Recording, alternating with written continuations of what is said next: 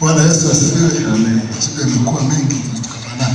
Mimi nadhani uvivu ni hali ya kuwa mlegevu, unalegea kwa watu kwenye kutekeleza jambo, ikiwa una nguvu, ikiwa unafahamu, ikiwa unaweza. Lakini pia tukilichunguza sana ndani yake, tunaweza tukakuta na upungufu wa akili kidogo, kwa sababu kama nguvu zipo, uwezo unao, kufanya unaweza, halafu unashindwa kutekeleza na ni wajibu wako. Kwa hiyo kidogo kwenye akili tunaweza tukaangalia kuna upungufu. Asante. Sasa tutajuaje mpaka tuende Mirembe sasa hapo? Haya, asante. Majibu yote ni mazuri, mbarikiwe sana. Asante. Yote yanafanana. Sasa kwa kuwa majibu yote yanafanana, tunajifunza habari ya kuacha uvivu. Kuacha ni kufanya nini? Tunapoongelea habari ya kuacha ni kujitenga, ama kukataa, ama kubadilika toka kwenye hali hiyo. Kwa hiyo tunaposema kuacha, lazima mtu ajue tunamaanisha kujitenga, ama tunamaanisha mtu abadilike, tunamaanisha mtu aondoke kwenye hiyo hali sio nzuri. Sasa uvivu, kulingana na tafsiri zote zilizotafsiriwa, zote ni njema, lakini andika hii nayo pia uongezee katika hizo. Ni hali ama tabia ya mtu kukosa hamasa, nguvu au tayari wa kufanya kazi. Ni ile hali au tabia ya mtu kukosa hamasa, nguvu au tayari wa kufanya kazi. Utayari wa kufanya kazi. Sasa unaweza ukasema ile kufanya kazi au kutekeleza majukumu licha ya kuwa na uwezo wa kushughuli wa kufanya hiyo kazi. Ni hali au tabia ya mtu kukosa hamasa, nguvu au tayari wa kufanya kazi au kutekeleza majukumu licha ya kuwa na uwezo wa kutenda kazi ama kufanya kazi. Kuna watu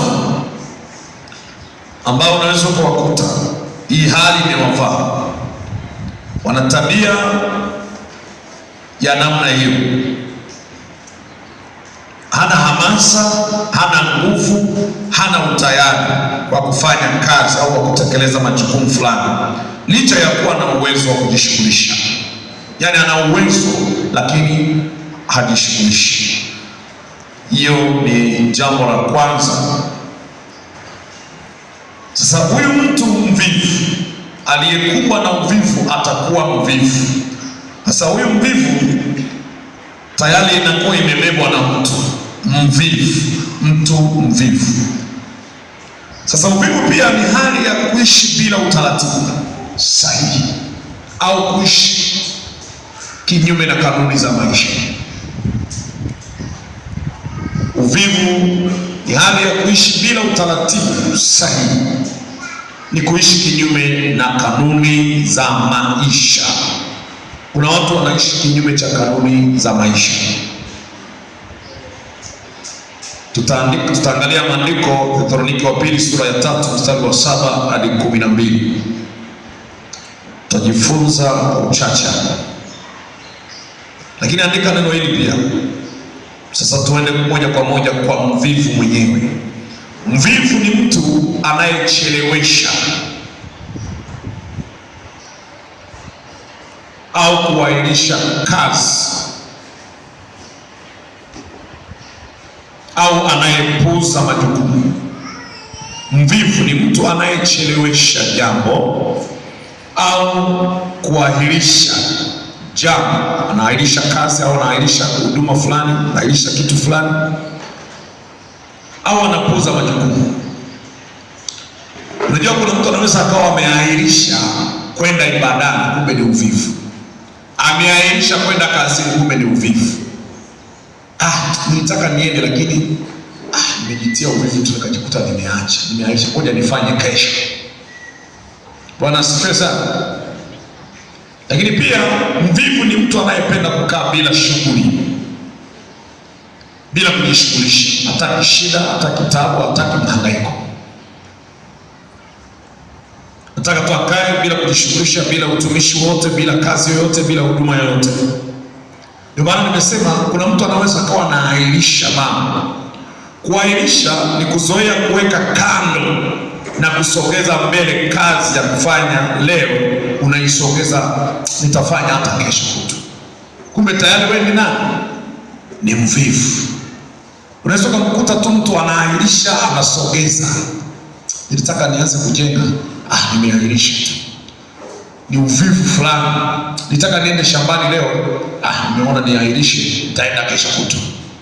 Nilitaka leo nilikuwa na hamasa kweli ya kuomba, ila nimeahirisha, nitaomba kesho. Nilikuwa nataka niingie kabisa kwenye maombi, nimeahirisha. Sasa kule kuahirisha, unaweza kufikiri ni busara fulani, umetumia hekima, kumbe wewe tayari umevaliwa na hali ya uvivu. Yesu asifiwe. Unajua, mtu anapoahirisha au kama tulivyosema, mtu anapokosa hamasa ama anapokosa utayari, anakosa pia jitihada. Kukosa jitihada ndio hayo yaliyokuwa na sema, unakosa hali ya kujituma, ni kutotaka kuweka nguvu ama umakini kwenye jambo la msingi. Unakoswa ile hali ya kuweka nguvu, kutoweka nguvu. Sasa huyu mtu ana nguvu lakini hataki kuweka nguvu zake kwenye hilo jambo, yule ni mvivu. Bwana asifiwe. Sasa hebu tusome ile Thessalonike sura ile 3 mstari wa 7-11. Thessalonike alifika, some tuone kabla tujaona tafsiri zingine, kwamba ni hali ya kuishi bila utaratibu. Biblia inasema kuishi kinyume na maisha na kanuni za maisha. Soma tu chapo. Mwajua wenyewe jinsi wapasavyo kutufuata, kwa sababu hatukwenda bila utaratibu kwenu. Hatukwenda bila utaratibu. Wala hatukula chakula kwa mtu yeyote bure. Hatukula chakula kwa uvivu, bali kwa taabu na masumbufu, usiku na mchana tulitenda kazi. Si kwamba hatuna amri, lakini makusudi tufanye nafsi zetu kuwa kielelezo kwenu, mtufuate. Kwa kuwa hata wakati ule tulipokuwapo kwenu tuliwaagiza neno hili, kwamba ikiwa mtu hataki kufanya kazi, basi asile chakula. Maana tutasikia kwamba wako watu wenu waendao bila utaratibu, hawana shughuli zao wenyewe, lakini wanajishughulisha na mambo ya wengine. Basi twawaagiza hao na kuwaonya katika Bwana Yesu Kristo, watende kazi kwa utulivu na kula chakula chao wenyewe. Amen. Wale watu wanasemekana wanajishughulisha na mambo ya wengine. Hiyo nguvu ya kushughulika na yale ya wengine, si wanayo nguvu, ila hawajishughulisha na yale ya kwao. Wanakosa hamasa ya kufanya yale ya kwao, hawana utayari wa kujishughulisha kufanya ya kwao. Hawa watu inaonekana wana nguvu kabisa, sio kwamba hawana nguvu. Mbona wameweza kumsaidia jirani? Mbona wameweza kufanya yale ya mwingine? Kwa hiyo kuishi bila utaratibu, kwamba mtu asiyetaka kufanya kazi asifanyeje? Kwa maana ya kwamba mtu ambaye ni mvivu asipewe mahitaji yake ya msingi ili imfikirishe na kufanya aende kutafuta kufanya kazi, ajipatie mahitaji. Wakati mwingine tumekosea kuwapa watu misaada, kumbe hawakustahili kuwasaidia. Walipaswa wapewe msaada wa ufahamu kwamba nenda kafanye kazi. Mtu mvivu ukimsaidia kwa maana ya kuendelea tu kumpa misaada ya mahitaji yake, unaendelea kukuza ile hali ya uvivu ndani yake. Hawezi akili yake kujishughulisha kufanya kazi ajipatie kipato. Anajua nitaenda kwa fulani nitakula, nitaenda kwa fulani atanigawia nguo zake za siku nyingi, atanipa kale kakiatu, nitamwambia aka kakiatu kwa hadhi yako atakufai, hii niachie mimi nikamalizie bwana. Wanasikia sana. Kumbe ni mvivu. Kwa sasa Paulo alipokuwa anasema asiyetaka, hebu soma huo mstari, asiyetaka au anaye asiyefanya kazi. So asiyetaka huu, kwa kuwa hata wakati ule tulipokuwapo kwenu tuliwaagiza neno hili kwamba ikiwa mtu hataki kufanya kazi basi asile chakula. Hataki, asiyetaka kufanya kazi, ambaye hataki, sio kwamba asiyefanya kazi, asiyetaka. Asiyefanya kazi mwingine anaweza kuwa mgonjwa, hafanyi kazi kwa sababu ni mgonjwa, mnamnyima chakula anafariki. Lakini yule mwenye nguvu, ana afya, hataki, huyu simsaidie. Kuna watu wanapita barabarani wanaombaomba misaada, wengine hawastahili kuwapa msaada, maana unapokupa msaada unaendelea kukuza tabia ile ya ndani mwako ya kuwa mtu wa kwenda huku na kule. Sikufundishi uchovu, lakini nataka nikuonyeshe Paulo alivyoona jambo hili kwamba ni hatari sana kama watu watakuwa wanaenenda bila utaratibu, hawana kazi maalum. Anaweza akaamua nikienda asubuhi saa 2 nikawasalimia wapendwa, maana Biblia nayo inasema salimianeni kwa busu takatifu. Unaanza kuzunguka kwamba hii saa 2 mama fulani huwa kufikia saa 3 chai itakuwa imeshaiva. Unapita pale na wasalimia, jamani tuwe tunakuja basi mnatuona, mimi nakujaga mwenyewe tu. Anawaona pale nina haraka, tunamalizia kuandaa chai. Na kama vile unaenda basi ngoja ni hamko mbali sana. Haya, anaweka kitu, anapiga kitu hapo. Tunasema sasa kulikuwa naenda kumtia moyo fulani huko. Haenda kumtembelea, naenda kumtia moyo, lakini anaona tu lunch inakaribia. Sasa na jamani, nawahi kidogo huko, kuna majukumu. Ndio tunaandaa chakula hapa. Anatulia pale, anapiga chakula, lunch tayari. Haya, ameenda anazunguka, baadaye saa 2 pale, mtumishi wa Bwana, nimeshindwa kulala na hili jambo kwa sababu moyoni nawiwa kabisa nije niwaone. Kwa hiyo nikaanza tangu asubuhi, nimeshindwa kabisa niona nije niwaone. Hata tuombe tumshukuru Mungu. Fika pale kweli, kwa habari ya kumshukuru Mungu, mnamshukuru. Hazeni sasa hivi nimepata amani. Karibu basi mtumishi wa Mungu kae. Wewe unasema yani huu mzigo mpaka niombe. Nimemaliza kwamba basi tukae. Haya. Kuna siku utapata shida sana, maisha yatakapobadilika. Hapo unalenga tu kula cha usiku, baadaye unaondoka sana. Basi watumishi wa Mungu mlale na amani. Sala za wengine mpaka zinakoma, ya kwako inaendelea. Uwabariki sana. Wengine walipokea malaika pasipo kujua.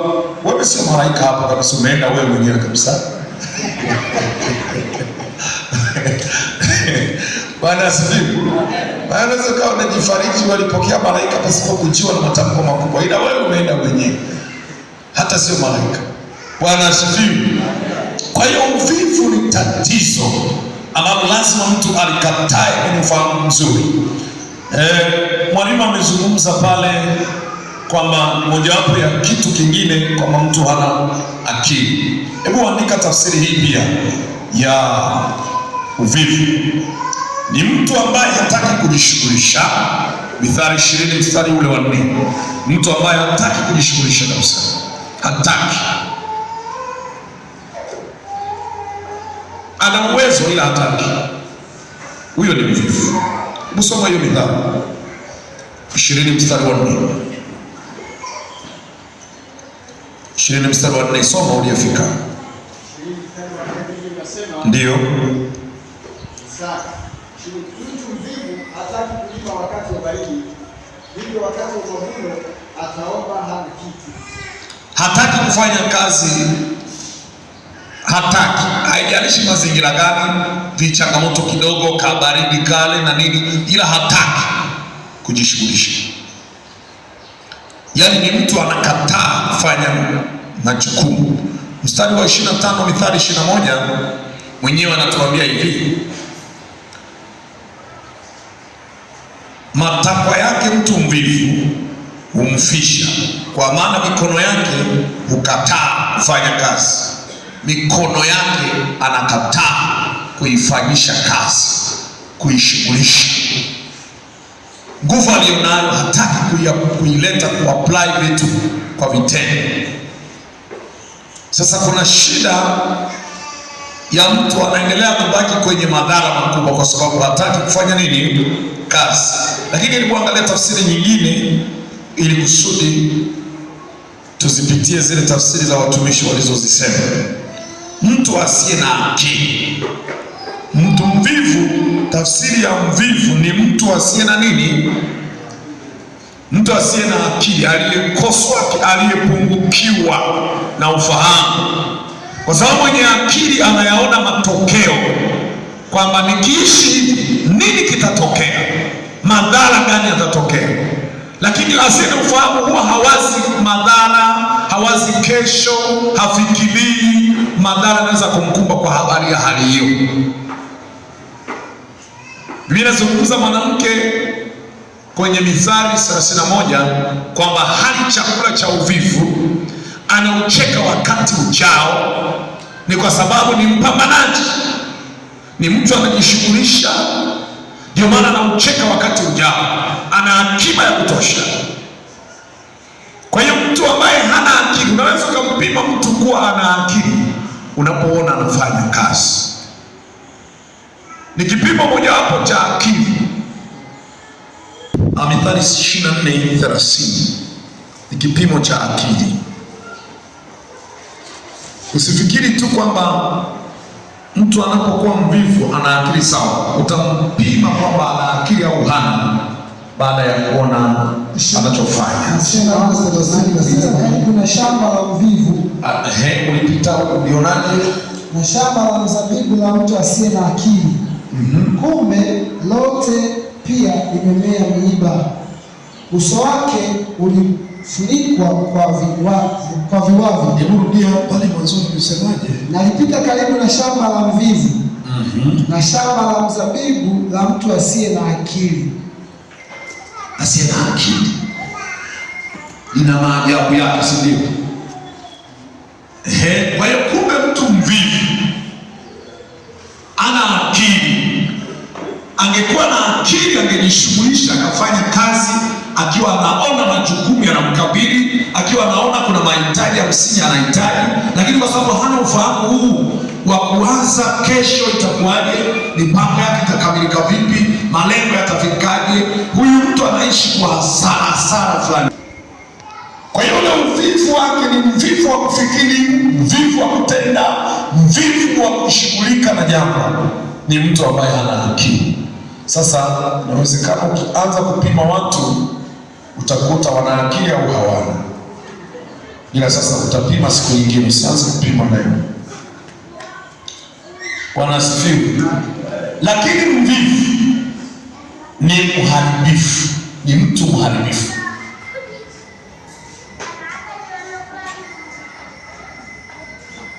Mtu mharibifu, a destroyer, anaharibu, mharibifu au great waster, yani mharibifu mkubwa. Mharibifu mkubwa, mvivu ni mharibifu mkubwa sana. Hebu soma Mithali 18:9, alafu mwingine ausome ule wa Korinto wa kwanza 10:10. Ni mharibifu. Unapokumbwa na hali ya uvivu unakuwa mhalifu. Mtu mvivu yoyote ni mhalifu. Mstari wa 9 sura ya 18, Biblia inasema yeye naye aliye mvivu katika kazi yake ni ndugu yake aliye mharabu. Hebu rudia. Yeye naye aliye mvivu katika kazi yake ni ndugu yake aliye mharabu. Ni ndugu yake na mharabu. Hebu soma Korinto 10:10. Huyo mharabu ni nani? Kwa kwanza 10:10 inasema, wala msinong'onike kama wengine wao walivyonong'onika, wakaharibiwa na mharibu. Mharabu. Sasa huyu mharabu ni mharibifu.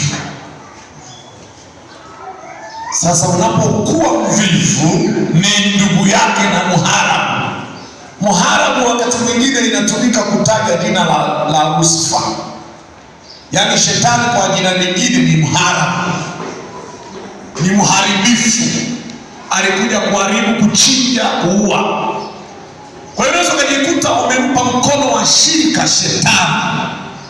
umekuwa mfuasi wa shetani unapokuwa mvivu, kwa sababu ni ndugu yake na muharabu. Tayari unajikuta umekuwa upande wa pili. Kwa sababu gani? Huyu mvivu sio tu anaishia kuwa mvivu, kuna vitu vingi ambavyo anaweza akaendelea kuvifanya, ila vimetokana na uvivu wake, akaendelea kuharibu. Kwa mfano, mvivu anaweza akawa na tabia zingine zikazuka. Mzurulaji anaweza akawa mdokozi, mwizi, kwa sababu amekoswa mahitaji ya msingi kwa sababu ya uvivu, mwisho anaona bora ameiba. Anaweza kuwa mbea, si hana kazi ya kufanya, kutwa nzima anazunguka kwa majirani, lazima apeleke ubuyu kila sehemu. Hata kama hana ubuyu anatengeneza, anapeleka na supplier wa ubuyu. Huyu ni mvivu. Ndio maana utakuta ni msengenyaji, ni mchonganishi, ni mwongo. Anaweza akafika kwako akaanza kupiga ubuyu huo mpaka na kupofusha macho, kwa sababu hana muda wa kufanya kazi. Kwa hiyo anajishughulisha na vitu umbea. Una taarifa gani? Wewe unayasikia yaliyotokea lini? Si uko dunia ya ngapi? Sasa huyu aliyekuwa bize kazini ataanza huo umbea, atapata wapi? Mwingine anakuja kwako na kupiga maneno huku anaangalia hii story nikianzisha mpaka inakamilika, mboga itakuwa imeiva. Nikianzisha hii mpaka inakamilika, ugali utakuwa umeshaiva. Inamalizia hii wakati wa matendo. Basi nikimaliza kula nasindikiza na hii, naondoka sana. Timotheo wa kwanza sura 5 mstari wa 13. Mbea, huyu mtu mvivu, zitazaliwa tabia zingine nyingi mbovu. Ndio maana unaambiwa huyu ni muhara, kwa sababu ukikaa vibaya na huyu mvivu atakupeleka chaka. Tena pamoja na hayo, kujifunza kuwa wavivu, wakizunguka nyumba kwa nyumba, wala si wavivu tu, lakini ni wachongezi na wadadisi, wakinena maneno yasiyowapasa. Tena pamoja na hayo, kujifunza kuwa wavivu. Kumbe uvivu sio wa kuzaliwa nao, ni wa kujifunza. Ni wewe mwenyewe tu umejifunza uvivu, lakini sio wa kuzaliwa nao. Mimi nimezaliwa mvivu tu, hapana. Umejifunza uvivu, imejengeka, ile ni tabia hiyo umejifunza. Ndio maana nasema tena pamoja na hayo, kujifunza kuwa wavivu, wakizunguka nyumba kwa nyumba, wala si wavivu tu, lakini ni wachongezi na wadadisi, wakinena yasiyowapasa. Hawa wavivu wanaweza kujikuta wananena yasiyowapasa, lakini chimbuko la hayo ni uvivu wao walionao. Na ndio maana sasa mvivu ni hatari, maana ni ndugu yake muharabu. Hataki kujishughulisha, hataki kufanya kazi. Matokeo yake anaweza kuelemea watu wengine, anaweza kuwa mzigo. Bwana Yesu asifiwe. Fanya kazi, kataa hali ya kuwa mvivu.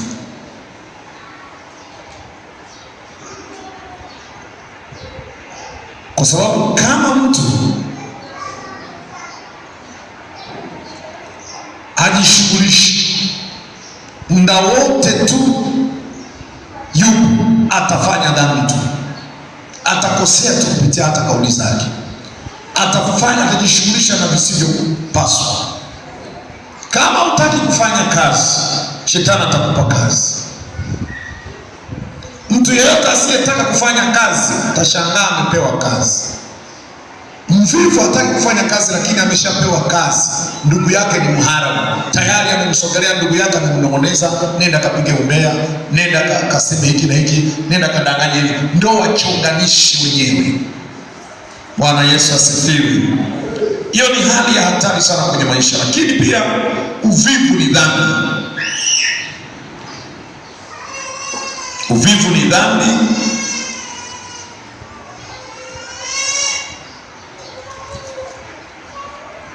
Ndio maana naambia jitengeni na mtu asiyenenda kwa utaratibu. Kumbukumbu la Torati sura ile ya 23 mstari wa 21. Usiwe mlegevu kuiondoa nadhiri, usiwe mvivu. Unapokuwa mlegevu unakosa hamasa ya kuondoa nadhiri, unakosa utayari wa kuiondoa nadhiri, ila hela unazo, ila hiyo nadhiri unayo, lakini umekosa utayari, itakuwa dhambi kwako. Unapoahidi kitu na usikiondoe, usitoe. Aidha, kuna mambo mawili tu Biblia inazungumzia. Kwa mfano kwenye habari ya nadhiri, kuna kukawia kuiondoa nadhiri. Mhubiri 5 mstari wa 4 hadi wa 6, usikawie. Lakini kwenye Torati 23 mstari wa 21, usiwe mlegevu, usiwe mvivu. Utajikuta inakufanya uwe na hatia kwa sababu ya uvivu wa kulifanya jambo. Mtu anaweza kuahirisha mambo lakini alikuwa ni ya msingi afanyike kwa wakati, yeye akaahirisha. Lazima asikie hukumu kama kweli ana roho wa Bwana. Anaweza mtu amejipangia utaratibu mzuri alafu hajatekeleza. Mtu anayeishi bila mipango ni mvivu, hana mipango. Kwa hiyo siku inakuja kwake kama bahati mbaya, siku yote inaisha tu kama kwa hasara, maana hakuna mipango. Fedha inaweza ikaja na wewe hauna mipango. Mvivu, hata kama kuna neema fulani imetokea, fursa zinatokea, zinapita tu. Hata kama atapewa zawadi, hata kama atapewa urithi, mvivu hataweza kuendeleza chochote, vile vitu hata vitaweza kumnufaisha. Sasa usiwe mvivu, acha uvivu katika mambo yafuatayo. Acha uvivu katika mambo ya Mungu. Mungu anataka mambo yake yafanyike, na amekupa wajibu na jukumu. Pengine amekupa wito wa kufanya hiyo kazi, amekupa mzigo wewe ufanye, amekupa maelekezo wewe usimame kwenye nafasi hiyo. Acha uvivu kwenye mambo ya Mungu. Acha kuyafanya mambo ya Mungu kwa mkono wa ulegevu. Ukiyafanya mambo ya Mungu kwa mkono wa ulegevu, utajipatia adhabu kwa Mungu huyo. Endapo utayafanya mambo ya Mungu kwa mkono wa ulegevu, utajipatia laana. Kumbe ni dhambi, ndio maana inaleta laana, haivuti baraka. Kwa hiyo sio kitu kizuri. Yeremia 48:10, amelaaniwa anayefanya kazi ya Bwana kwa mkono ulegevu. Amelaaniwa. Katika mambo ambayo unaweza kujikuta umejiletea laana, alafu najiuliza shida imetokea wapi? Changamoto hii mbona imenikuta? Kama ni mtumishi natumika vizuri, kama ni zaka natoa, sijui. Je, lile jukumu alilokukabidhi Bwana unalifanya kwa bidii? Unalifanya kwa juhudi? Kwa sababu unaweza ukasema unalifanya jambo, kumbe unalifanya bila bidii. Kufanya jambo bila bidii yoyote, bila juhudi yoyote, ni uzembe. Tunapoongelea uvivu, bado ni tabia ya kupenda kukaa bila kazi maalum au kuifanya kazi bila bidii, bila juhudi. Unaweza kuwa unaifanya lakini kizembe sana. Unafanya ndio, lakini bila juhudi, bila bidii. Kwa hiyo inapokosekana bidii ya kutekeleza jambo la Mungu, mtu hajitumi kwa ajili ya kazi ya Bwana, yule ni mzembe. Bwana anaweza akawa amekupa talanta, uizalishe. Umepewa talanta, kila mtu ana huduma, kila mtu ana utumishi wake, kila mtu ana talanta aliyopewa na Bwana. Sasa mwingine kwa sababu ya ulegevu hazalishi, kwa sababu yule mwenye bidii kukosa kuzalisha matokeo chanya, hawezi kukosa matunda. Kitabu cha Petro 1:18, hawezi kukosa matunda mtu anayefanya jambo kwa bidii, lazima matokeo yaonekane. Lakini mzembe sio ajabu kakuta hakuna matokeo yoyote, hakuna matunda yoyote.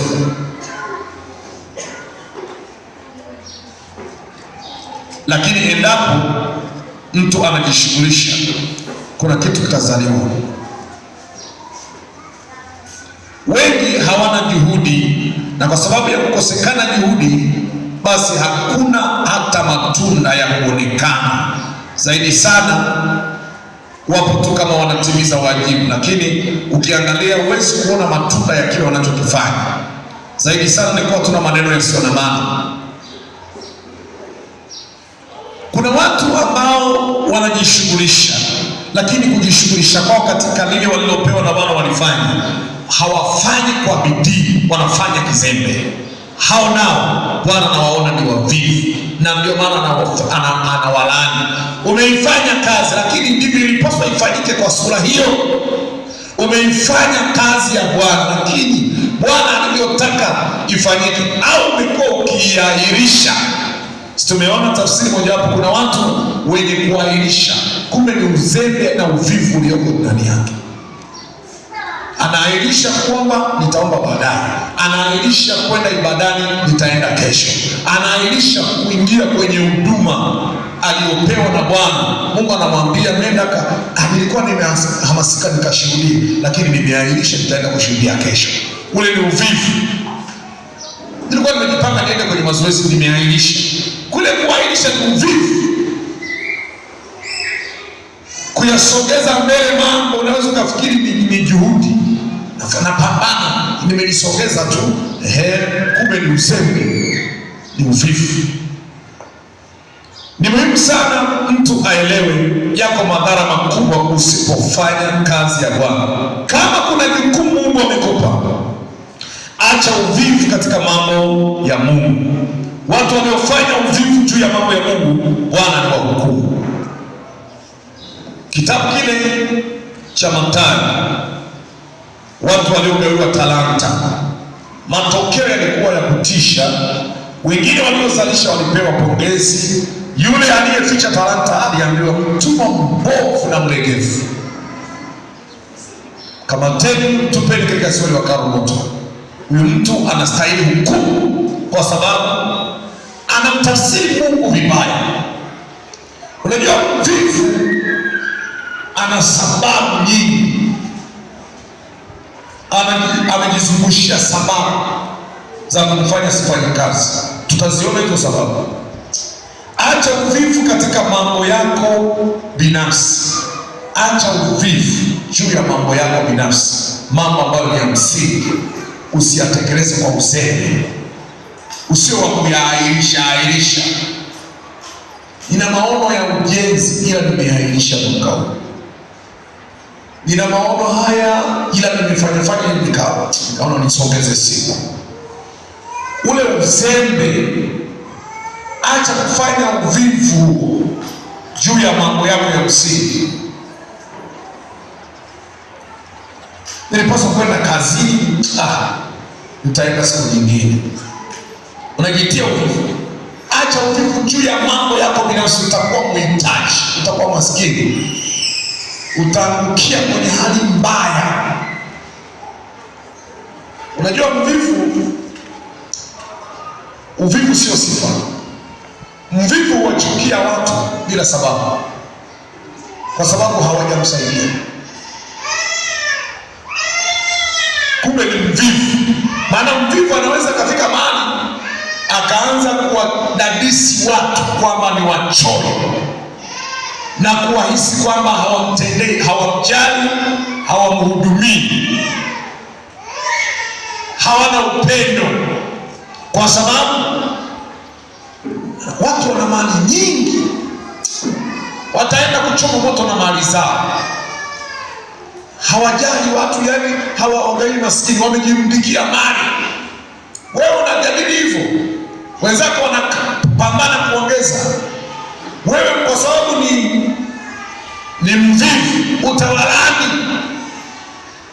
Huyu amepita na gari, ataenda motoni tu. Nafikiri ataishia motoni tu. Hao wenye magari kwanza inawezekana ni Freemason. Nani amekwambia ni Freemason? Kwani Mungu hawezi kuwabariki watu magari? Kwa sababu ya uvivu unakuwa na vitafsiri na kuwajaji watu tofauti. Ila kama ni mtu wa kujishughulisha. Nikamwona mtu mmoja nikamshangaa sana. Akasemaje? Unamwona askofu mchungaji hapo? Bado nilikuwa mchungaji tu. Hizo nyumba zote zinazojengwa, mara kingine kanainuka kidogo kanakaa, kingine kanakuwa, hizo nyumba ni za Freemason. Mimi nikipata hela najenga Paramani au Mongo wa Tembo basi, au Suropo. Naongelea Suropo.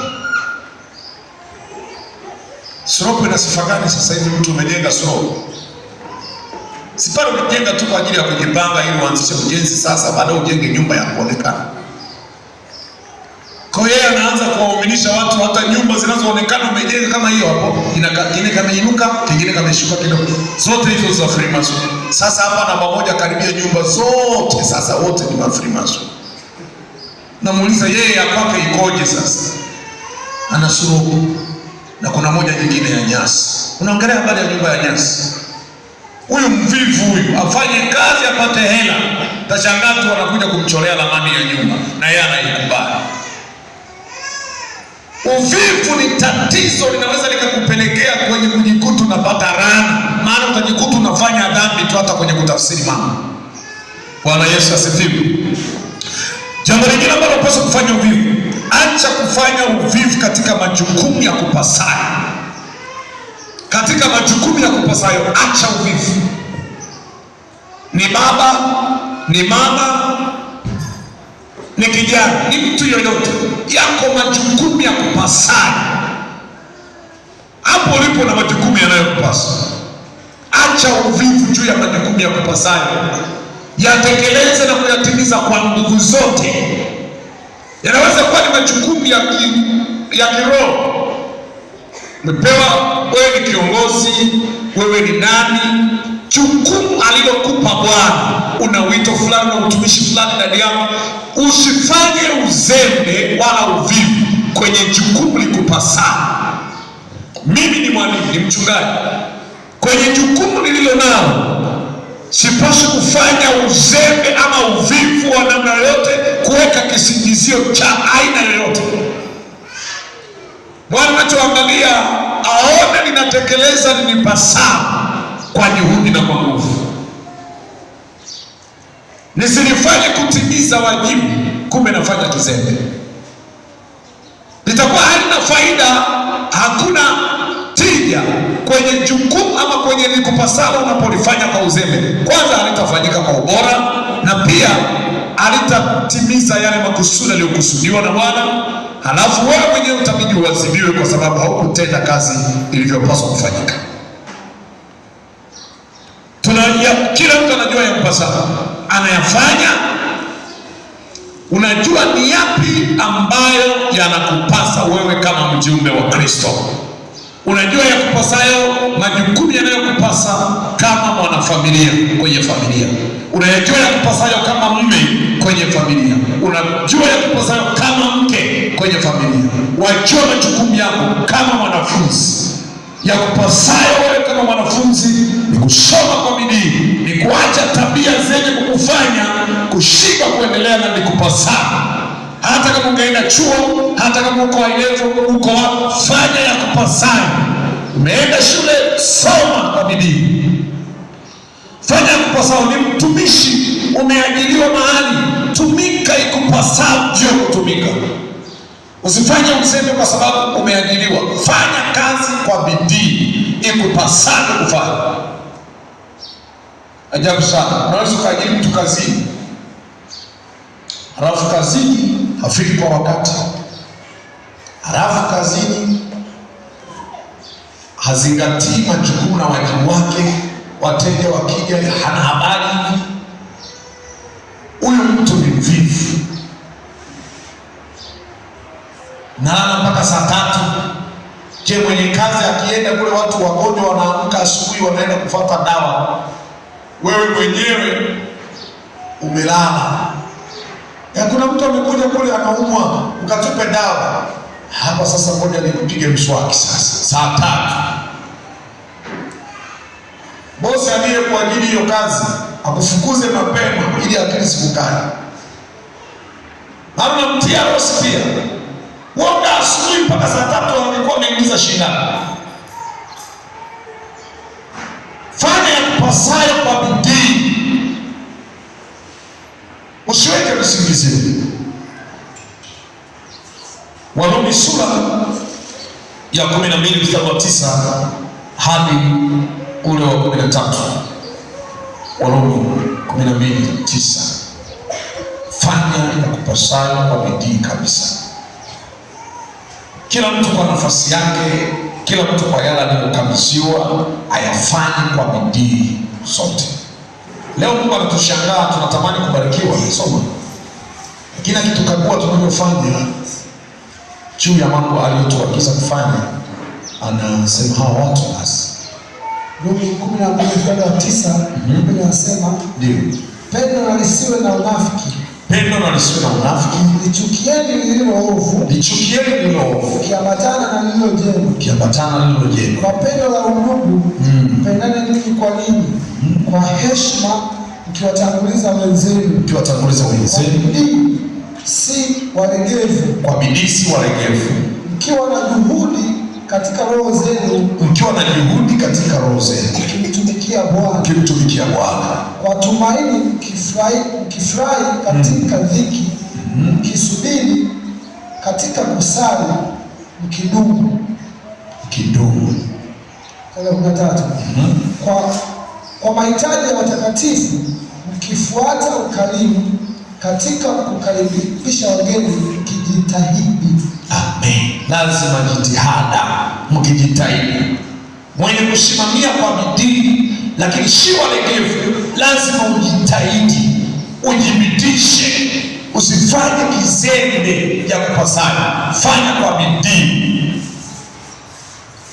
Watu wengi wanafanya, lakini hawafanyi kwa bidii, hawajibidishi.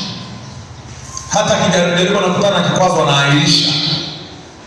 Mwenye juhudi, mwenye bidii, ameweka nia ya dhati, hata kwenye kikwazo anapambana. Haiwezekani kufeli. Nilipeleka mjukuu wangu hospitali, nikawakuta kwanza walioniita, nikawakuta wako wameenda kwenye kizahanati fulani hivi cha private, wametafuta mshipa. Mtoto anaonekana kabisa maji hayapo, amelegea, kula hali, wanakamua maziwa, wanamnyesha hivi, wamempiga sindano kichwani, wameparua, wamechoma miguu. Sasa inafika saa 5 na nifariki. Baadaye mmoja akasema ngoja tumwekee tu maji kwenye mapaja. Mshipa haujapatikana, akaanza kuyamimina tu kwenye mapaja. Haya, akachoma sindano kwamba yataenda tu, yatafyonzwa, yatasambaa. Mbona unatafuta mshipa lengo yaende kwenye mishipa? Sasa unayamwaga tu kwenye mwili. Kama huwa haina shida kabisa. Ni wamefeli. Nikamchukua mtoto saa 5 za usiku, nikakimbiza pikipiki mpaka Misasi. Nilipofika pale wakakagua. Baadaye mtaalamu mmoja kesho yake ile msiku akasema, hivi inawezekana vipi mtoto akose mshipa? Ana hali alionayo hii, haiwezekani. Mungu nisaidie. Daktari anasema hivyo. Yaani haiwezekani, haijawahi kutokea. Wamejaribu kila mara, yaani mimi sikubali kushindwa, haiwezekani. Yule bwana akaongeza juhudi, asema yaani hapa lazima mshipa upatikane. Mungu atatusaidia.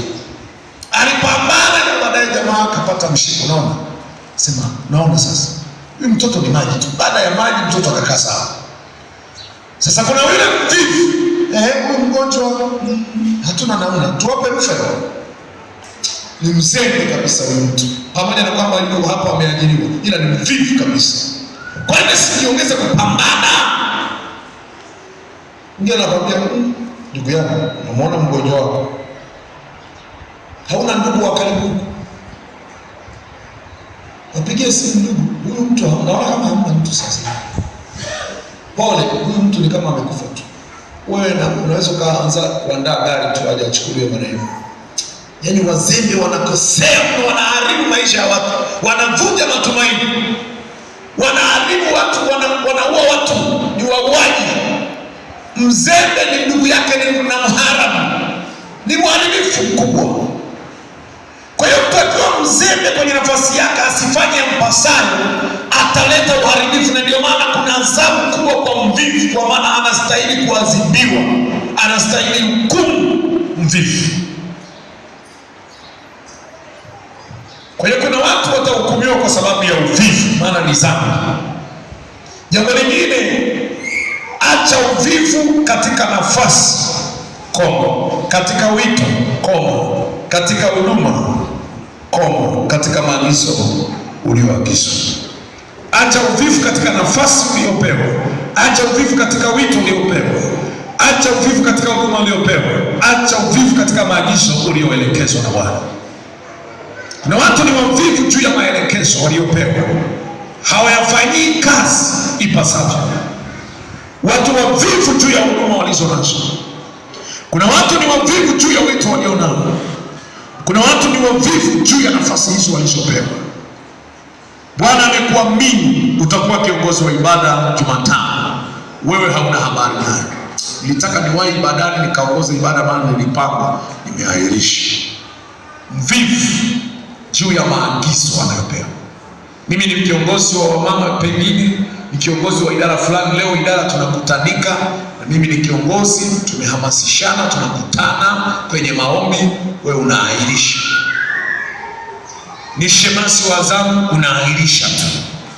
Ni mvivu, maana hauko kazini, hataki kufanya mahali kama utakutwa kwenye wajibu wako. Mtu aliyejua kufanya jema asijiweke tayari, mtu huyo atapigwa sana. Ile Luka 12 nasema maneno hayo, mtu ambaye anafahamu jambo alafu hajajiweka tayari kulitekeleza anaadhibiwa.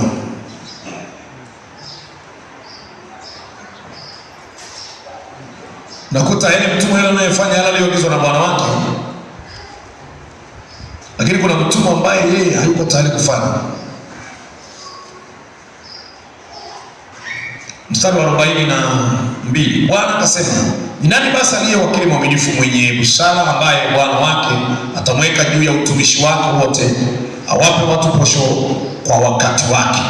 Heri mtumwa yule ambaye bwana wake ajapo atamkuta akifanya hivyo. Kweli nawaambia, atamweka juu ya vitu vyake vyote. Lakini mtumwa yule akisema moyoni mwake, bwana wangu anakawia kuja, akaanza kuwapiga wajoli wake, wanaume kwa wanawake, akila na kunywa na walevi na kulewa, bwana wake mtumwa huyo atakuja siku asiyodhani na saa asiyojua, atamkata vipande viwili na kumwekea fungu lake pamoja na wasioamini. Na mtu yule aliyejua mapenzi ya bwana wake asijiweke tayari wala kuyatenda mapenzi yake, atapigwa sana. Aliyejua mapenzi ya Bwana asijiweke tayari kuyafanya, ataadhibiwa sana. Heri asiyejua chochote, anayefahamu ni wajibu wake, anayefahamu ni jukumu lake, anayefahamu kwamba hili linanipasa mimi, Bwana imempendeza mimi niwe kwenye hilo,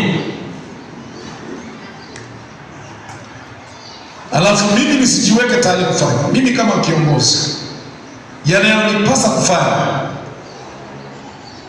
nisipoyafanya, inaleta adhabu kwenye maisha.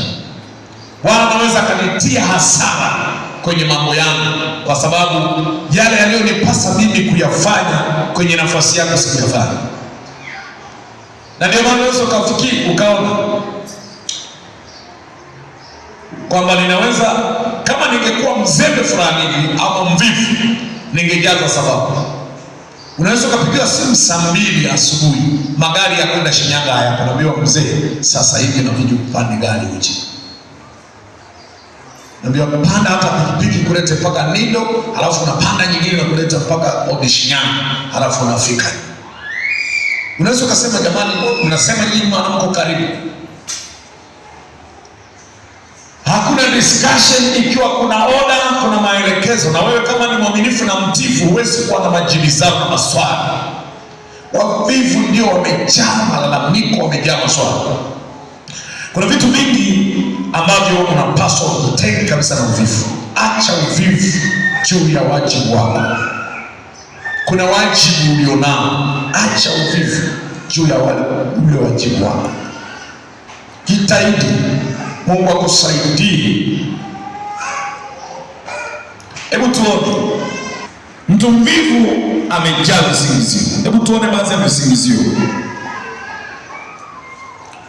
Mithali 22:13. Vitisho vinaweza kumfanya mtu mvivu kuahirisha kufanya jambo. Wako wavivu kwa sababu wanahofia matokeo, ni waoga wa matokeo, wanaogopa vitu kitatokea. Mwingine anaogopa, ana hofu ya kushindwa kila wakati, kwa hiyo anaamua tu kuacha kwa sababu anahofia hata nikifanya nashindwa tu. Na mwingine anaogopa vitisho vya mazingira, hali ya hewa. Hebu soma hiyo Mithali 22:13. 22:13 Mithali inasema, mtu mvivu husema sana tu, nimeona tu hata nisifanye, maana hata nikienda tutapata rosi. Yaani yeye anahofia simba yuko njiani, maana yake shetani kama simba ngurumaye akitafuta watu wa kuwameza. Mtu anatishiwa kidogo tu. Unajua muoga ukimbia pasipo kufukuzwa. Wakati mwingine anajitisha mwenyewe tu, anajiogopesha mwenyewe binafsi. Unajua muoga anaweza akainama, mbaramwezi imetanda, unainama, unaangalia, unachungulia, ukichungulia unaona kama kitu kinakuchungulia. Kumbe ni kitu kiko pale. Unaweza ukawa unakimbia, ukigeuka unaona kama watu wanakuja, kumbe unaona kivuli chako. Ni kwa sababu ya uoga tu. Yaani muoga, huyu mtu mvivu ana sababu nyingi, vitisho vidogo vinamwogopesha kuchukua maamuzi. Ndio unakuta mtu anaweza akawa anazunguka huku na kule, anadadisi, anajaribisha hii haitawezekana kabisa, hili ni gumu, hili haliwezekani. Wewe unasema tu, kumbe ni uvivu na msumbua. Ile Mithali 26:14, mvivu bado ana visingizio vingi mno. Hebu soma 6:14 Mithali, kama vile mlango ugeukavyo katika maoba zake, kadhalika mtu mvivu katika kitanda chake. Yaani na yeye anakuwa yaani ana mambo mengi ya kusingizia, anageuza hili, anasema hili, yuko tu. Lakini mtu ambaye ni ana bidii na juhudi, mazingira hayawezi kuwa kikwazo kwake. Ndio maana naambia kwamba mtu anasema ni wakati wa baridi mno, siwezi kufanya kazi saa hizi. Usiku umeingia, unajua jua linawaka sana saa hizi, nilitaka niende nikapalilie shamba, lakini saa hivi limeshakuwa saa 4 hii, saa 3 hii. Kama ni Washinyanga anasema isonga ngombe lile tiro, yaani anaahirisha na kwenda. Wanasiwe sana. Kutafuta panzi huwa ni asubuhi. Sasa hivi mbawa zao zimeshapata mnunulisho wa jua, huwezi ukawapata, wanaruka sana. Kwa hiyo angalau ingekuwa bado wana umande, zile mbawa zao ziko na majimaji, kwa hiyo hawezi kuruka sana. Ila sasa hivi watakuwa wanaweza kuwa wanaweza kupaa, huwezi kuwapata. Kwa hiyo ngoja nisubiri kesho asubuhi. Asubuhi inafika tena, baridi bado sana, baridi bado, umande haujaanguka. Haya, umande ukianguka, ndege tena mbawa zao wanapaa, na penyewe unasema lesonga mbelele dilu, unaacha tena. Kutafuta panzi ni asubuhi mapema, bado kuna ubaridi, hawawezi kuruka. Mtu anaacha kwenda kwenye kutafuta, anajifariki vimisamiati vyake vya kijinga, anabaki ndani. Kama kulikuwa na bajeti mle ndani, kaakiba kanaendelea kuisha. Baadaye unakuja sasa kuishiwa, unaenda unaomba kwa watu. lakini muda ulikuwepo. Mvivu ni mtu asiyejali muda, hana mipango, hawezi kutumia muda vizuri. Mvivu unaisha tu muda ovyo, unapotea muda, hana cha kufanya. Bwana Yesu asifiwe. Hebu tuone madhara ya uvivu. Ni uhitaji au maskini. Mvivu hutamani lakini hawezi kupata. Mvivu anatamani lakini hawezi kufanyaje? Kwa nini hawezi kupata? Utabaki na mahitaji lakini hutapata. Unabaki na haja zako lakini huwezi kupata majibu ya haja zako kwa sababu ya uvivu.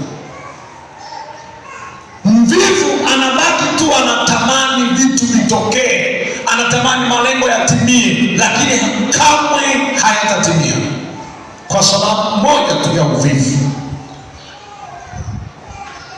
Anahitaji lakini kupata haja ya moyo hatapata. Anabaki na kilio bila mafanikio, maana ni mvivu. Ukiwa mvivu utabaki na hitaji lako bila kujibiwa, bila kutendewa, bila kufanyiwa.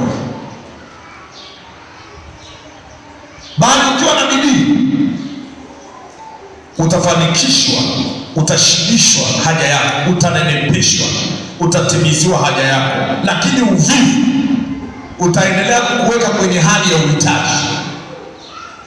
Mvivu wa kuomba, mvivu wa kumtumikia Mungu, ila anamhitaji Mungu amjibu kwenye mahitaji yake mengine, lakini haja yake hatatimiziwa. Maana kuna tatizo moja la uvivu. Sio muombaji, na mwingine ni muombaji, lakini ukiomba Bwana nahitaji abariki kazi za mikono yako. Kazi ya mikono yako hutaki kuifanyisha kazi, ila umeomba ndio, lakini ufanye kazi. Mungu anataka abariki kazi ya mikono yako, ila wewe ni mvivu kufanya kazi, ila juhudi ni kuomba. Lakini omba, lakini Mungu anataka unapoomba Mungu anafungua milango. Ukienda kazini, basi kwa yale maombi unaenda na mafuta yale, uwepo wa Mungu ule utaenda kusafisha njia. Mwisho wa siku unagusa kitu, unapata kitu. Katika kila utakalotia mkono kufanya nitabariki. Sasa ufanye kwa hiyo Mungu yuko tayari kuachilia zile baraka, lakini haujishughulishi. Sasa una kazi, fedha ziko tu zinazunguka, fursa zipo tu, lakini yule anayetega fedha zinakuja pale zinanaswa. Zipo fedha mnapishana nazo kila siku, lakini huna mtego wa kunasa. Mwingine ameweka tenge la nyanya pale, ni mtego, unanasa. Hela inafika pale, nyanya inamwambia njoo hapa. Haya, anachukua nyanya, hela anaacha. Kwa sababu unajishughulisha, basi hela inakuja. Una kitu cha kufanya kwa sababu una mtego unaotega kunasa zile fedha. Zitakuja tu, zina macho, zina miguu. Usipojishughulisha zote zinakuondoka, zinasema bye bye, tutaonana baadaye, kwa sababu hujishughulishi. Yesu asifiwe. Amen. Hebu soma Misali 13 mstari wa 4. 13 mstari wa 4, mwingine angalia Misali 19:15. 13 mstari wa 4. Biblia inasema nafsi ya mtu mvivu utatamani asipate kitu, bali nafsi ya mwenye bidii itanenepeshwa. Nafsi ya mtu mvivu hutamani asipate kitu. Wewe unapata haja ya kile unachohitaji, kwa kuwa tu ni mvivu. Utabaki unatamani kutoka kwenye hali fulani ya maisha magumu, lakini sababu ya uvivu hautakaa utoke pale, utaganda hapo siku zote. Bali mwenye bidii haja yake anatimiziwa, anashibishwa. Mwenye njaa juu ya haki akiwa na bidii. Unaweza ukawa na njaa lakini ni mtu mvivu, hautashibisha njaa yako. Lakini mwenye njaa akiweka bidii atashiba. Lakini mvivu hata kama akiwa na njaa atabaki na njaa yake. 12:27 Misali, atafutaye mema kwa bidii hutafuta fadhili, atafutaye madhara hayo yatamjia. Ni jinsi gani tu mwenye bidii anaweza kujipatia baraka tele. Hebu angalia 12:27 anasemaje? Nimesoma 11. Inasema hivyo mtu mvivu hapiki mawindo yake, bali mwenye bidhaa anazo mali za samani. Mwenye bidii anazo mali za samani. Mtu mvivu hapiki mawindo yake. Muulize jirani yako, unapika mawindo yako? Umewinda wewe au kuna watu wamewinda? Maana kama ni mvivu hakika hutakuwa na mawindo. Unajua hata hii mtu mzima anakwambia natamani kwenda kanisani ila sina sadaka, au unakaribia kanisani basi sina sadaka, mimi sina sadaka kabisa, naomba sadaka. Na Jumapili anaomba sadaka. Yeye hana mawindo yake. Unaenda kutoa mawindo ya wengine. Mungu akitaka kubariki na wabariki waliowinda. Wewe si umekuwa tu kama daraja la kupitishia windo la mwingine. Basi Bwana anambariki anayepambana kuwinda. Bwana asifiwe. Mwenye juhudi ana mawindo. Anapika chakula chake, hali chakula cha uvivu. Bwana asifiwe. Basi kwa sababu ndio hivyo, lakini ukweli kwamba mwenye juhudi ana mawindo yake, anapika mawindo yake, anavaa mavazi aliyowinda mwenyewe. Bwana asifiwe. Anavaa viatu ambavyo amewinda mwenyewe. Sasa wewe ndugu yangu, haupiki cha kwako kwa sababu ni mvivu.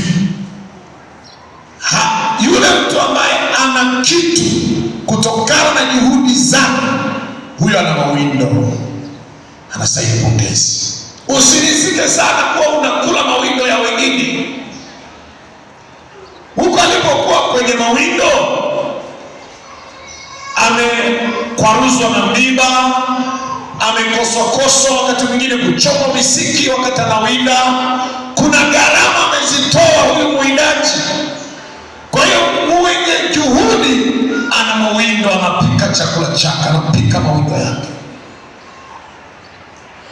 Bwana Yesu asifiwe sana. Mtu mmoja akaniambia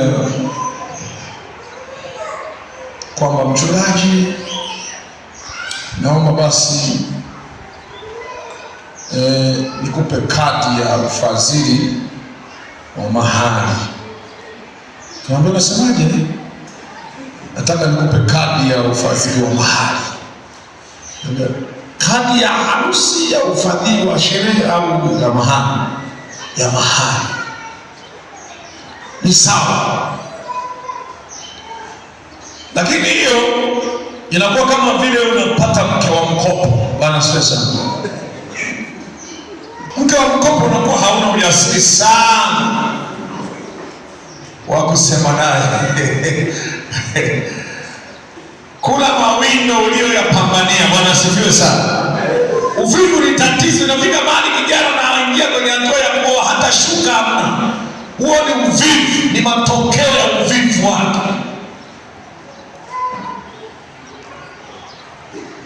Bwana asifiwe sana. Anakaaje kijana kizembe namna hiyo, wakati fahari ya vijana ni nguvu zao? Hizo nguvu zinafanya nini sasa? Kama fahari ya vijana ni nguvu zao, sionekane sasa zinatanisha matokeo. Pale mwalimu ametuambia mvivu ni mtu aliye na nguvu za kufanya kazi ila hataki. Hatuongelei mtu mwenye matatizo ya afya mpaka anashindwa kufanya kazi, kushika jembe. Ana nguvu, ana afya tena, lakini fahari ya vijana ni nguvu zao. Hizo nguvu zao zionyeshe matokeo. Tukiona matokeo, tukiyaona yale waliowinda, kulenga target. Hata kama una ngogole tu, lakini sio unalenga target. Digidigi lazima atafariki kama utamlenga. Lakini kusema hapa nina mashine gani alafu hata ulenge. Fahari ya vijana ni kuzaa. Una mashine gani? 47. Alafu sasa hata digidigi haonekani. Bwana asifiwe sana. Mimi sikuchanga. Mimi nakwambia ukweli. Jana kabisa mtanashati mwenye nguvu. Aibu sana kuazima viatu. Aibu sana kuazima nguo kwa sababu mnaenda safari. Unajua bwana, tunaenda kwenye kongamano. Naomba uniazimishe katika dawa. Niazimishe ile. Pambana kula mawindo. Usizoe kula mawindo ya watu. Ni rahisi sana kulishwa sumu unapokuwa unakula mawindo ya watu. Rahisi sana. Esau kwa sababu ya kula mawindo ya watu wengine, yeye ameenda kuwinda akakoswa. Anakula makande ya mtu amepika, makande ya dengu. Anapoteza kitu cha samani. Lakini amekuja na windo, asingepoteza nafasi yake ya uzaliwa wa kwanza. Kuna baraka fulani zingine zinapotea. Kumbe sasa unapokula mawindo ya watu wengine, wanachukua samani zako, alafu wewe unabaki kuwa mtumwa daima. Mvivu atabaki kuwa mtumwa wa mtu mwenye bidii. Lakini mwenye bidii asiyekuwa mvivu, ni rahisi sana kujikuta amepambana, amefanya vya kwake, mwisho akawa na mawindo yake, haangaishi na mawindo ya mtu mwingine. Kuna wakati nazo usiwe msimamishi wa mawindo ya mwingine, ukawa msimamishi wa mawindo yako mwenyewe. Ninasema hivi, unaweza ukajiajiri hata kama uliajiriwa, ila ni mwenye bidii na juhudi, hata kwenye fahamu zako kuna akili ya kutosha. Mwisho wa siku unapiga mahesabu, mwili wangu unaendelea kuzeeka na kuchoka, ninaendelea kukua, ninaendelea kupungua nguvu ya kupambana. Nyinyi vijana mnapiga mawe humo dualani, mnapiga kweli, bado mna uwezo wa kurusha, mnapiga hiyo ina tani ngapi pale? Si tani moja, si nani, ina kilo 3, ina kilo 4, kilo 8. Kuna siku utakuwa unatamani ubebe tu kale kenye kilo 2 au kale kagololi kwa wamama wanapiga mawe. Na kenyewe una hema. Sasa hivi unabeba lile la kilo 8, lile la 6, 7. Kuna siku utatamani hata kwa gololi, hata zile gololi kubwa unasema nitafute yenye gololi ndogo, hii ni kubwa mno, itanipasua kifua. Sasa kama unafanya kazi za wengine, usiwe mvivu kwa kujishughulisha tu na za wengine, uwaze pia kushughulika kwa ajili ya kesho yako, kujitegemea. Mvivu hawezi kuwaza kujitegemea, hawezi kuwaza maisha yake ya kesho, hawezi kufikiria mipango yake itaendaje, itafanikiwaje. Yeye anasema tu liwalo na liwe, itakavyokuwa sawa. Hata wakituambia mgodi huu umefungwa, tunahamia tena kwingine, na kwenyewe wakifunga tunahama tena. Jamani, sina haja hata ya kujishughulisha nitoke kwenye nyumba ya upangaji, kwa sababu najua hapa tupo kwa muda, tunajua hapa niko temporary. Niko hapa temporary mwaka wa kwanza, niko hapa temporary wa 3, niko hapa temporary mwaka wa 7, niko hapa temporary mwaka wa 10. Temporary kweli? Mungu mmoja, karne zinaisha hizo, bado wewe temporary?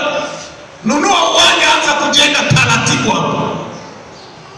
Hiyo temporary ya kumaliza miaka 5 sio temporary, ni kudumu.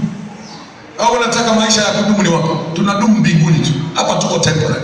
Weka tu maisha na mazingira vizuri, hata hapa ni muda tu, tuko hapa. Sasa wewe unaweza kufikiria kwamba tuko hapa kama vile tunadumu. Wapi ambako unataka ukafanyie maendeleo ambako utaenda kudumu? Ukisema habari ya kudumu, mbinguni. Sasa tuko hapa, unajua hata mkijirundikia mali, sisi ni wapitaji. Sasa ni sawa, lakini tunapopita hapa tunakula hapa tukiwa stendi, baadaye tunaenda kula hata huko tunakokwenda. Wewe ambaye sasa umejinyima, hata utaki kula stendi, au unaogopa kukojoa njiani. Ana wengine anakataa kunywa soda stendi, hataki kula chakula, nitasumbuka kwenye basi. lile basi tunafika haraka tu, pap, umeshafika. Hamna vya chimba dawa njiani. Wewe kula hapa duniani, ukipata tengeneza mazingira, acha uvivu huo. Huo ni uvivu, ndio maana ujipatia tafsiri za kwako. Hapa duniani hata ukijirundukia manguo, ukijirundukia vitu utaviacha tu. Nisiweze kuhangaika, nitawaachia wengine ulisi. Yaani wewe unashinda kweli kwenye akili yako. Tunarudi kwa Paulo kwamba mvivu ni mtu asiye na akili. Unasema unaishi temporary kweli? Hata utaki kuwa na kasoro kwa sababu unaishi temporary. Tunalisika na kupanga. Mpangaji naye anajipanga sasa, akiona tu vita ya Ukraine, ngoja tupandishe kodi. Si maisha yanapanga. Sasa vita ya Ukraine, Urusi kule au Irani imepigwa, yeye nyumba yake alishaijenga miaka yote, simenti alinunua kwa bei nzuri, leo anapandisha bei. Inakuwaje? Maisha yamepanda, mafuta yamepanda bei, nyumba ile inahitaji mafuta ile. Bwana asifiwe. Nyumba inahitaji mafuta. Si unajua tena ule mlango wa kule Irani wameupiga tena, kule kulikuwa na meli na mafuta. Kwa hiyo tumesogeza kodi, imeongezeka. Kwa hiyo bwana, wamepigwa kule, nyanya zimepanda bei. Zinapanda bei, nyanya zinatoka Marekani, zinatoka Mashariki ya Kati. Bwana Yesu asifiwe. Usipojishughulisha, utaona mambo yanaendelea kuwa magumu na mazito, lakini mwenye bidii ya kazi, hata mazingira yanabadilika, unajikuta huko kwenye standard ya kukabiliana nayo. Lakini mzee anaachwa nyuma, utabaki nyuma. Ukijaribu kufikiria ni wafukuzie walikofika wenzangu, unakata tamaa, bora hata nimeacha tu kuwakimbilia. Hebu uwepo kwenye safari ya harakati za kupambana kwa ajili ya kufanya ya kupasao, jishughulishe. Wanasifiwa sana. Huwa napenda kuambia yule aliyekupangisha nyumba, akijitahidi sana, anaweka kadebu kama 1.2 mabati matatu, amejitahidi sana. Na wewe unatoa shilingi 50,000 kwenye mabati matatu. Bati moja inauzwa 18,000. 18 mara 3 ni shilingi ngapi? 54. Hayo unalipa 50,000, anakwambia sasa, unajua tumeongeza hapo imekuwa 60. Unajua nimeweka tairi hizi hapo 60. Ukimpa 50,000 hiyo aliyekupangisha, anaenda kununua bati ngapi? Anaongeza tu kale ngapi? Mnasema 50 ngapi? 18 mara 3.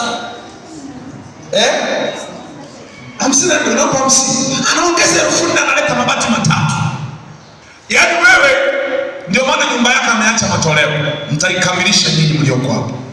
Yale maono ya kwako yamekaa, lakini ya kwake kwa sababu yeye ana bidii, basi nyinyi mnamletea tena bati 3 kwa mwezi, unamletea 3, anasogeza tena mwingine, anakuja mtu wa kuendeleza mambo.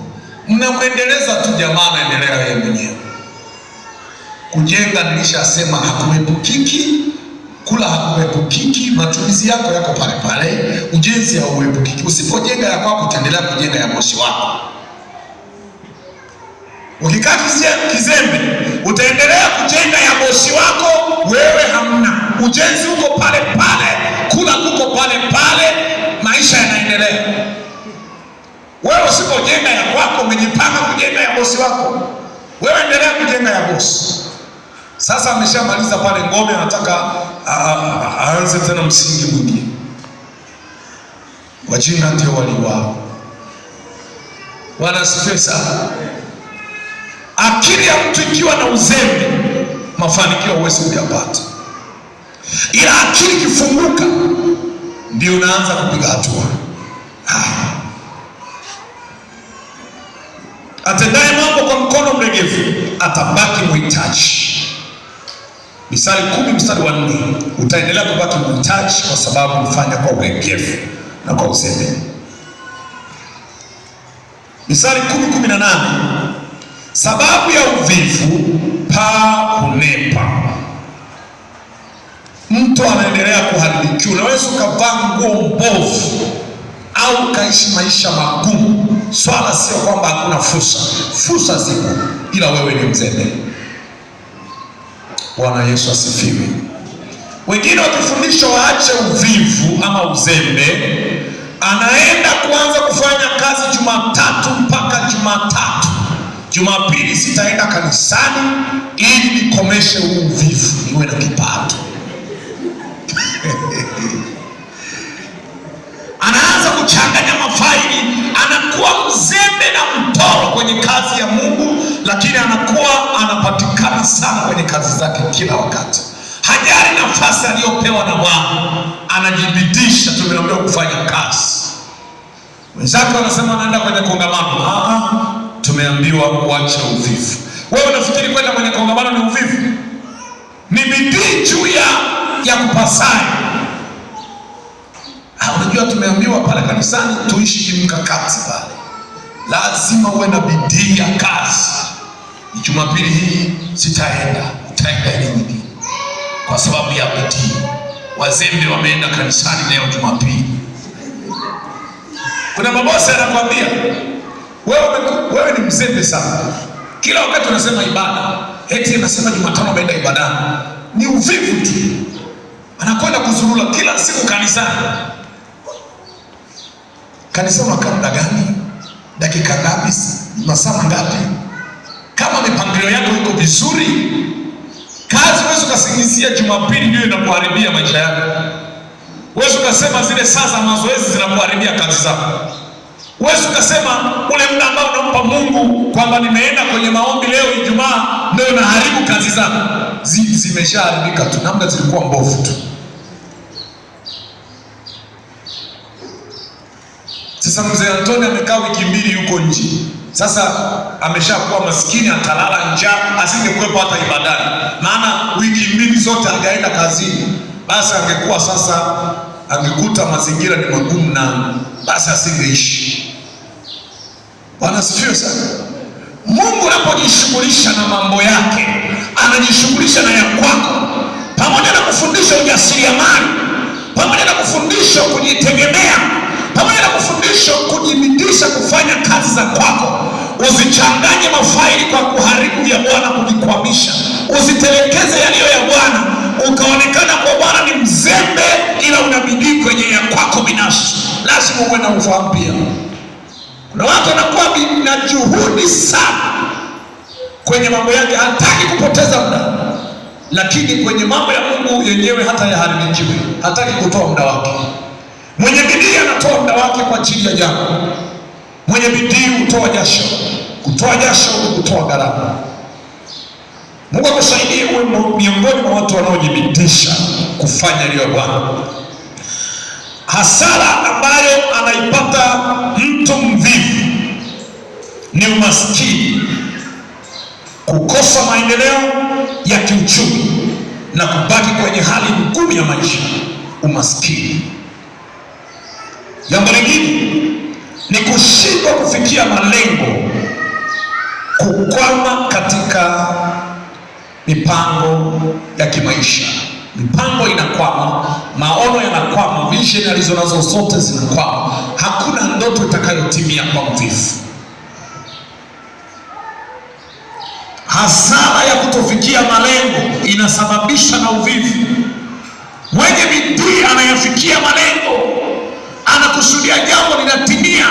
Unaweka plani na zile plani unaziona zinafika kwa sababu unajishughulisha. Una maono ya kujenga, mwaka umeanza, mwezi wa kwanza, wa pili, wa tatu, kweli uwanja upo. Unaona tu mwezi unapita, hujaweka hata tripu moja. Kwani tripu moja shindani? Hata ya mawe unamwona wewe mkokoteni, niweke 10,000 niwekee tripu moja hapa au tripu 2 za mawe. Huo mwezi umeenda, hiyo wiki imepita. Haya, mwezi unaofuata nishushie mchanga pale. Baada unashangaa tu umeanza msingi. Nawaambiaga mjini watu hawana hata uwezo wa kununua debe la mahindi wakakohoa, wakasaga, wakawa na kichunga pale, mfuko wa unga. Ila wanajenga. Kwa nini? Sio wazembe. Sio kwamba ana mshahara, hana mshahara. Anaenda kutwa, anapewa kahela, anakagawanya. anapangilia hii ya kula, hii inaenda kutanguliza pale kwenye simenti. Akiona simenti hawezi kununua, anaenda kilo ya simenti. Anajatua tofali au zile tofali anaenda kuzinunua, ananunua tofali 10, anasogeza 10, anasogeza 10.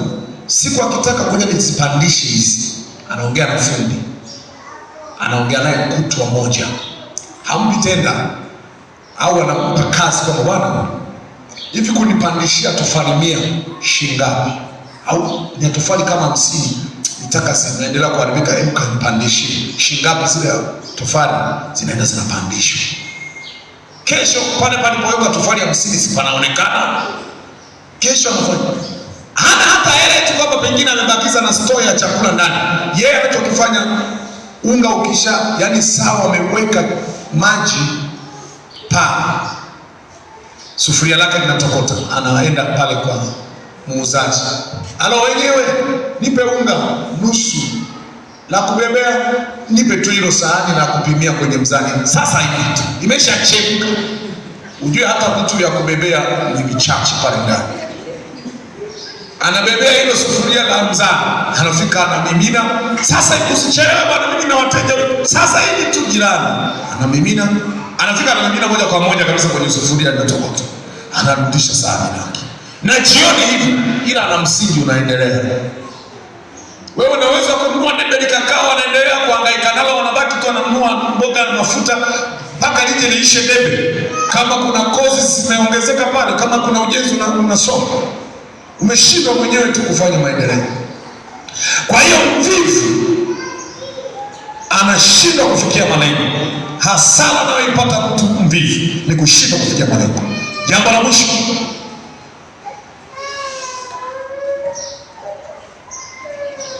kuwa tegemezi. Kuwa tegemezi au hasara inayotokea kwa mvivu. Mvivu anakuwa tegemezi, anategemea watu wengine, kuwa mzigo katika jamaa. Unakuwa mzigo kwenye jamii inayokuzunguka, unakuwa mzigo kwenye familia inayokuzunguka kwa kushindwa kujitafutia riziki. Bwana Yesu asifiwe. Kuna watu kwa sababu ya uvivu wamekuwa maskini. Hebu tusome kitabu cha Misali 6:6 mpaka mstari ule wa 9.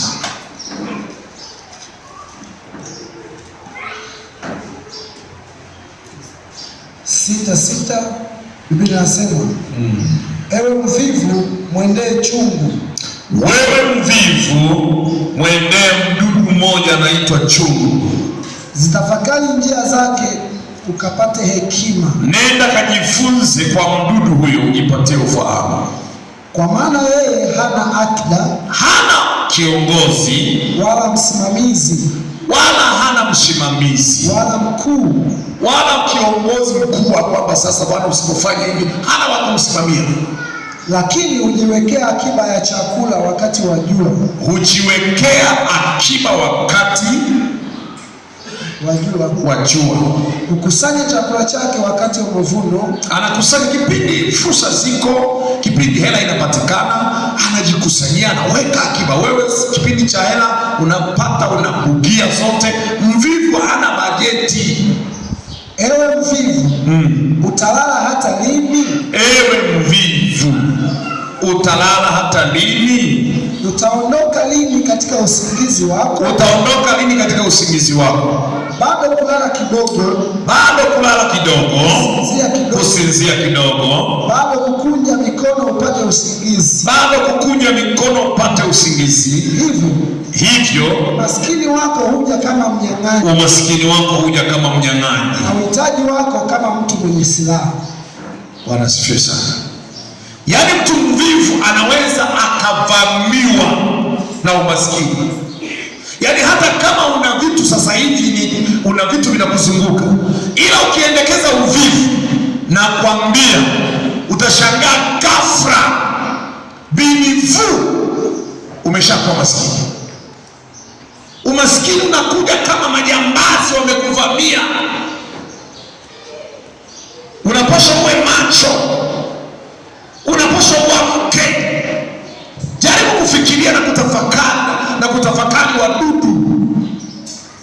fursa ziko nyingi. Unajua mtu kama ni mzembe, hata kama fursa zinamzunguka yeye hataziona. Wavivu wengi wanajua mipango.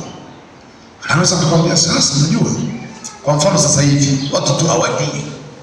Unaona hapa sasa hivi umechangamka, ukiweka hata kama ni chochote pale, ukaweka hata genge pale, unakula hela nyingi sana. Muulize yeye anazila hizo hela.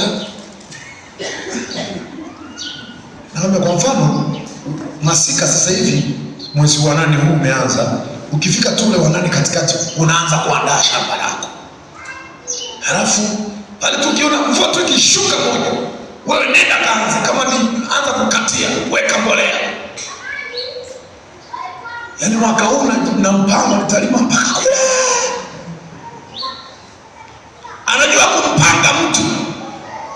Anaweza kumwambia bwana, unajua fursa ziko. Kwa mfano ukianzisha kitu fulani, yeye ni wa kupanga. Muulize, wewe umeanzisha imeshafikia wapi? Hana hata nukta moja. Mtaalamu wa kupanga. Wavivu wengi wanajua kupanga. Na unaweza ukatoka kwa mvivu umejifunza kitu cha kimaendeleo, ukienda wewe kufanyia kazi unatoboa. Bwana asifiwe. Wavivu sio kwamba hawajui fursa, sio kwamba hawajui mipango, sio kwamba hawana nguvu. Wana nguvu, ila hawataki kuweka nguvu zao kwenye kufanya mambo. Bwana Yesu asifiwe. Jifunze kwa mdudu huyo, hana msimamizi. Wewe unataka msimamizi. Unajua uvivu unakufanya utake mpaka wasimamizi, na wasimamizi wakikusimamia ni kero.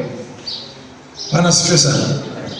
Unaweza ukawachukia, hasa nao wanasema tu. Siku moja kuna vijana wangu hapa nikawaambia, sitaki nisikie una uwanja hujashusha hata mawe pale. Nikamwambia huu mwezi nataka mshushe mawe, ulete taarifa. Nikawasimamia kweli. Ananiambia nimeshusha mawe. Nikasema hakuna kujenga nyumba ya tope, weka ya choma au ya block. Nataka nisikie umeweka tofali pale. Wengine wakaona ni mzigo, ni shida, mchumia anatufuatia kwani nyumba ya kwako. Nyinyi ni wa kwako. Wewe ni mwanangu na kusimamia, mimi najua nisipokusimamia unapotea. Hela unapata zinaenda wapi? Kuna wakati kabisa unajifunga mkanda, hamna kula supu asubuhi, hamna kula makongoro, na acha wanakula wenye hela zao sahihi. Wewe una malengo yako. Apendaye mafuta huwa maskini. Napendelea mafuta. Mwingine unakuta ni kijana, mipango inamsubiri ya mahali, yeye ni kubadilisha tu, ni kushona nguo, anashona hii, anashona hii, anashona hii, imepinda hivi, anashona hii. Lakini una akiba ndugu yangu.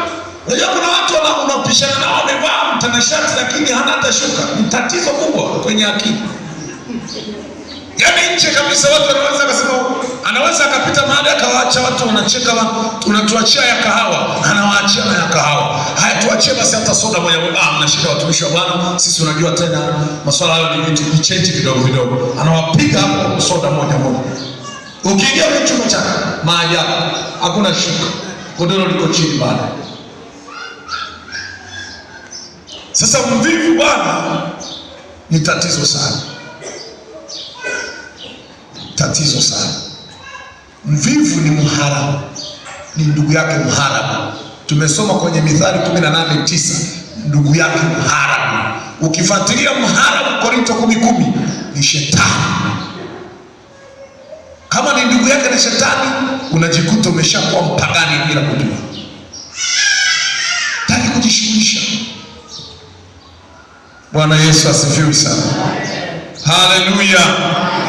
Mvivu anaweza kuharibu maisha yake. Hata kama ameajiriwa anaweza kufukuzwa kazi. Hata kama ameolewa atakuwa chanzo cha migogoro. Hata kama ameoa atakuwa chanzo cha migogoro. Ukiweka kwenye kampuni au kaajiriwa mahali halafu wewe ni mvivu, utawasababishia watu wote watakufukuza. Utaingia gharama ya kulipa madeni. Utataifishwa vyote ulivyokuwa umejikusanyia. Wengi wameishia kuwa wadokozi kwa sababu hawawezi kujishughulisha kwa nguvu zao ili waweze kujipatia riziki kwa kipato cha halali. Fanya kazi za halali. Wavivu wengi wanataka kufanya shortcut, lakini ndio wanaenda kuingia mahali pabaya. Acha uvivu. Bwana Yesu asifiwe.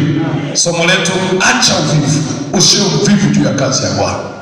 Ukiwa mvivu juu ya kazi ya Bwana, unabeba laana.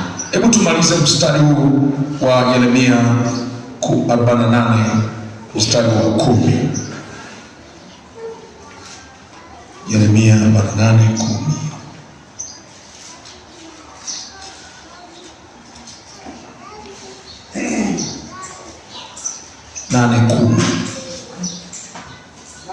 Mstari wa 10, Biblia inasema na awaliwe mtu afanyaye, na abarikiwe mtu, na alaniwe mtu afanyaye kazi ya Bwana kwa ulegevu.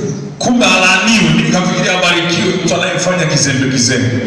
Na alaniwe mtu afanyaye kazi ya Bwana kwa ulegevu, na alaniwe auzuie mpaka wake usimwage damu. Anayeuzuia mkono wake kwenda kushughulika, alaniwe. Mikono ile Mungu amekupa ina nguvu. Alaniwe mtu yule ambaye haitumii mkono kufanya kazi za halali. Nimekwambia mvivu ni mtu mwenye uwezo wa kufanya kazi ila hataki. Ni tabia ya kukoswa hamasa. Sasa hiyo hali ya maumivu, matatizo na shida zinazokuzunguka, wewe unakoswaje hamasa ya kwenda kujishughulisha ili kuondokana na aibu hiyo? Hayo madhara yanayotajwa, umasikini upo kwa watu wakati mwingine kwa sababu wao tu ni wavivu. Shida ngumu, hali ngumu. Mimi natakwambia hata kanisani au kwenye kongamano watu waenda kwa sababu sina mimi. Yaani kwa lugha nyingine siendi kwenye kongamano kwa sababu ya uvivu.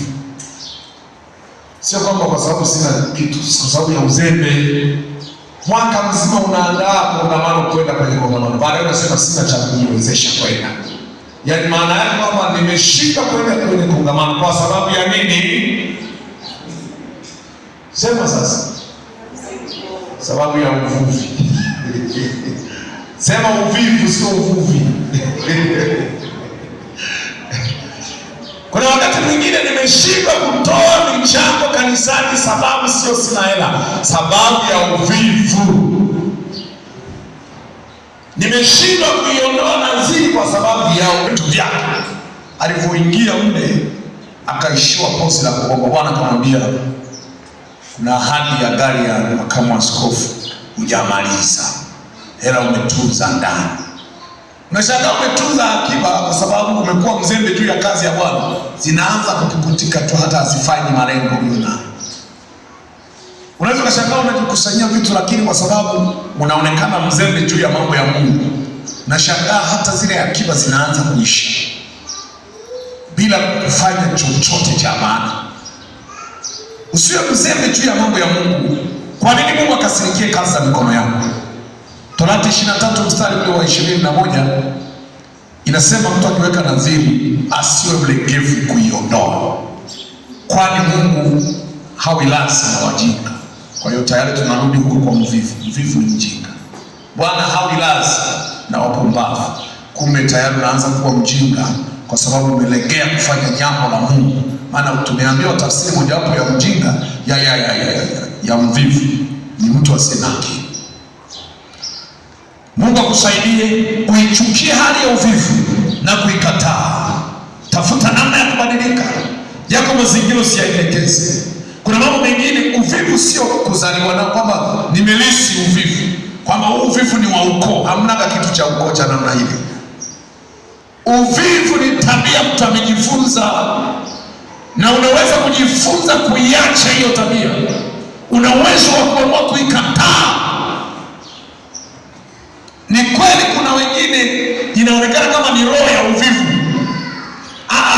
Ule ulikuwa ni uzembe, halafu baadaye umefungua na mlango kwa sababu ya uvivu, umefungua mlango wa maroho yamekuingilia na yanakuendesha.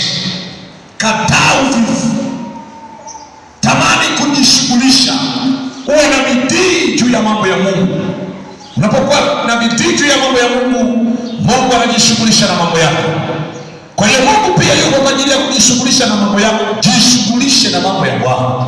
naomba tusimame. Kataa kuwa mvivu, acha uvivu.